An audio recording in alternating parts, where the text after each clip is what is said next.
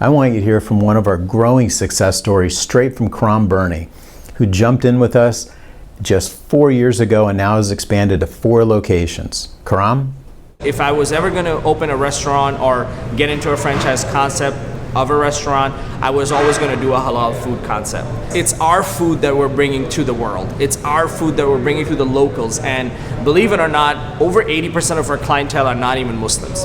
So what I would have done differently is definitely have a bigger territorial contract here. I have currently 5 stores, 5 territories. I would have definitely signed up at least 10 to 15 units. I went to the carts many years ago with a friend of mine late at night, around 2 in the morning.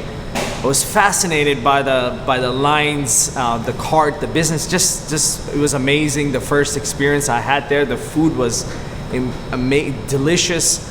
For the longest time, few years after that, I used to wonder if they would ever franchise. I would talk to my friends, my wife, and it never dawned on me. I would always sort of convince myself that they couldn't. They're a small cart business. How would they go from a small cart business to now a worldwide known brand? When the opportunity came about, I was informed by a friend of mine late at night on a weekend night that they were franchising, and I hopped on Google, and that's when I came across FranSmart, which I had known by being in Virginia, number 1, and number 2, I just knew the history and the brands that FranSmart was affiliated with before the Halal Guys, and it was just cherry on top. I mean, literally that night I sat down, I filled out my application and got involved. Took a few months to eventually get to my discovery, which was great. We went up to New York for that, and here we are about 4 years later, 4 stores in, and it's still expanding. And picking the right real estate was something that I learned from FranSmart, and what to look for was also key.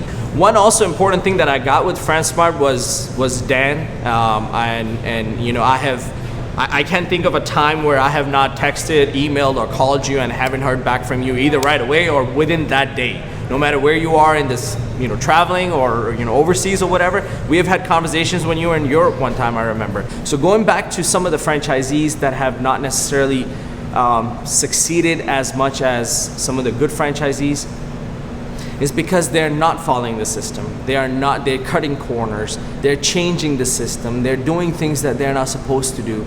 And I would like to believe that I'm one of the successful franchisees, and people like me don't necessarily want the franchisees that are not doing the right thing by the system. That makes it bad.